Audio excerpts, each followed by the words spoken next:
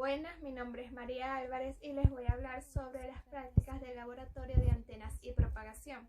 La práctica 1 se trata sobre la distribución de tensión y corriente a lo largo de una antena dipolo simple de media onda, en la cual definimos la antena dipolo y los parámetros de esta, y también la antena dipolo de media onda. La antena dipolo es una antena empleada para transmitir o recibir ondas de radiofrecuencia. Cuenta con una alimentación central empleada para transmitir o recibir ondas de radiofrecuencia y consiste en un hilo conductor de media longitud de onda a la frecuencia de trabajo contada por la mitad, en cuyo centro se coloca un generador o una línea de transmisión. Para obtener la resonancia de esta, lo apropiado es acortar ligeramente esta longitud debido al mismo efecto que el factor de propagación de la línea de transmisión. Es decir, se puede considerar que al acortar la longitud a un 5% se logra conseguir la condición de resonancia. La impedancia nominal de un dipolo es de 75 ohmios. Sin embargo, en un dipolo real situado a una cierta distancia del suelo, la impedancia varía considerablemente. Este efecto no tiene demasiada importancia si se puede aceptar una relación de onda estacionaria máxima en la línea de transmisión de 2.1. Esta relación de onda estacionaria solo se puede anular variando la altura del dipolo. Cuanto más alto se encuentra el dipolo respecto a tierra, menor es la variación de impedancia y más se aproxima al valor nominal de 73 ohms. En un plano perpendicular, la radiación del hilo del dipolo radia exactamente igual en todas las direcciones, mientras que en el plano del dipolo radia como un máximo en la dirección perpendicular al hilo y un mínimo en la dirección del hilo. Es decir, es ligeramente directivo y tiene una ganancia respecto a una antena isotrópica de 2,3 decibeles en direcciones perpendiculares al hilo del dipolo. Cuando la componente eléctrica de la antena del dipolo es paralela al plano de la Tierra, se dice que tiene polarización horizontal. Cuando la componente eléctrica es perpendicular al plano de la Tierra, se dice que tiene polarización vertical. La antena dipolo de media onda es una antena formada por dos conductores de longitud total igual a la mitad de una longitud de onda. Los dipolos de media onda tienen en el punto de alimentación una impedancia teórica de 75 ohmios, que al ser parecida a la de transmisión, que son 50 ohmios, nos permitirá su alimentación sin problemas, sin tener que recurrir a un adaptador de impedancia.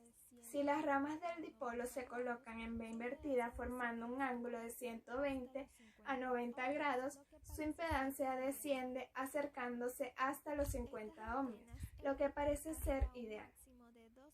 Estas antenas emiten hasta un máximo de 2,15 decibeles, de manera perpendicular a su eje, cayendo con el ángulo de elevación y fuera del borde de la antena. La práctica 2 se llama respuesta de frecuencia y medición de impedancia del dipolo simple de media onda y efectos del espesor de la antena en la frecuencia resonante. La frecuencia resonante es aquella frecuencia característica de un cuerpo o un sistema que alcance el grado máximo de oscilación. En la frecuencia de resonancia, el dipolo, el punto medio, es un polo de tensión y un vientre de corriente, lo que quiere decir que la corriente media en el centro del dipolo es máxima y decrece hasta llegar a cero en los extremos, y la tensión media es cero en el medio y va aumentando hasta ser máxima en los extremos del dipolo. El coeficiente de reflexión describe la amplitud o la intensidad de una onda reflejada respecto a la onda incidente. estrechamente relacionado con el coeficiente de transmisión y viene dado por gamma igual a z sub L menos z sub L entre z sub L más z sub 0, donde ZL es la impedancia de carga al final de la línea y z sub 0 es la impedancia característica de la línea de transmisión. La resistencia de radiación es prácticamente igual a la resistencia que aparece en el centro de un dipolo resonante y es la menor resistencia que aparece normalmente en el centro del dipolo. Se llama así porque gracias a ella la antena se comporta enviando al espacio toda la energía recibida en forma de ondas electromagnéticas, exactamente igual que una resistencia cuando convierte toda la energía que recibe en calor. En la práctica 3 hablamos sobre la adaptación de impedancias, en el cual definimos el funcionamiento y uso de los sintonizadores. El sintonizador es un subsistema que recibe frecuencias de radio, como las de la emisora de radio, y convierte la frecuencia portadora seleccionada y su ancho de banda asociado en una frecuencia fija que es adecuada para su posterior procesamiento, por lo general debido a que se utiliza una frecuencia más baja en la salida. El diagrama de Smith es un tipo de nomograma que muestra cómo varía la impedancia compleja de una línea de transmisión a lo largo de su longitud. Se usa frecuentemente para simplificar la adaptación de la impedancia de una línea de transmisión con su carga.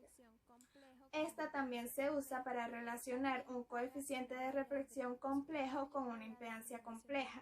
También para una variante de composición, incluyendo la determinación de impedancia, la adaptación de la impedancia, la optimización del ruido, la estabilidad y otros. El transformador de un cuarto de longitud de onda está encargado para realizar procesos de compensación en la línea de transmisión con cargas netamente resistidas y de valor diferente a la impedancia característica de la línea. Dependiendo del valor de la impedancia de carga, este se puede comportar como un transformador, elevador o reductor, cuando la impedancia de carga sea inferior o superior a la impedancia característica respectivamente. En la práctica número 4, que se trata sobre las medidas de ganancia y patrón de radiación de antenas de bocina, definimos los fundamentos teóricos relativos a las antenas. El patrón de radiación se puede representar como una gráfica tridimensional de la energía radiada vista desde afuera de esta. Los patrones de radiación usualmente se representan de dos formas: el patrón de elevación y el patrón de azimut. El patrón de elevación es una gráfica de la energía radiada por la antena vista de perfil, y el patrón de azimut es vista directamente desde arriba. Al combinar ambas gráficas se tiene la representación tridimensional de cómo es radiada realmente la energía de la antena.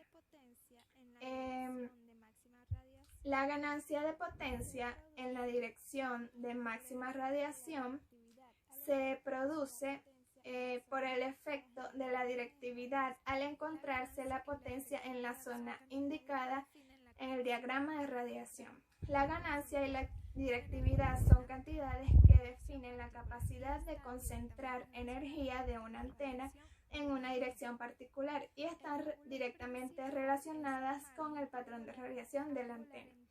El lóbulo principal es el margen angular en torno a la dirección de máxima radiación y los lóbulos secundarios son el resto de máximos relativos de valor inferior al principal.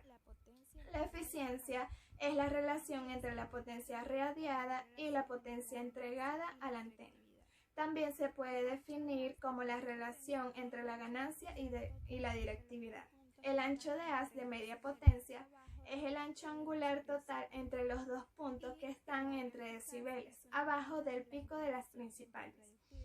Y el área eficaz es una medida de la interacción entre proyectiles o partículas lanzadas contra un centro dispersor. Las bocinas son utilizadas como alimentador en las antenas, es decir, se utilizan para iluminar el reflector, formando lo que se conoce como una antena parabólica. La bocina de alimentación se encuentra situada en el foco del paraboloide. Una única bocina puede utilizarse como una antena de cobertura global en satélite. Además, se pueden agrupar varias bocinas alimentándola con una amplitud y una fase diferente. Su ganancia puede calcularse exactamente a partir de sus dimensiones físicas. Por ello, se suele utilizar como patrones de comparación en las medidas de ganancia. En una transmisión, la bocina emite energía desde el foco hacia la superficie del receptor, consiguiendo radiar sobre el rango de cobertura deseado, mientras que en una recepción, el reflector actúa como un acumulador de energía de la señal, que es concentrada hacia la bocina alimentadora. Las bocinas pueden transmitir o recibir dos ondas con polarización distinta, siempre que la polarización sea ortogonal. Esto se consigue con un dispositivo llamado acoplador ortomodo, que es un sistema de guía de ondas en forma de T, donde por la vía principal se propagan dos modos dominantes ortogonales y cada guía soporta uno de los dos modos anteriores. Por último, en la práctica 5 hablamos de las antenas parabólicas, las cuales son un tipo de antena que se caracteriza por llevar un reflector parabólico cuya superficie en realidad es un paraboloide de revolución. Estas antenas pueden ser transmisoras, receptoras o full duplex, llamadas así cuando pueden transmitir o recibir simultáneamente. Son utilizadas a frecuencias altas y tienen una ganancia elevada. Gracias.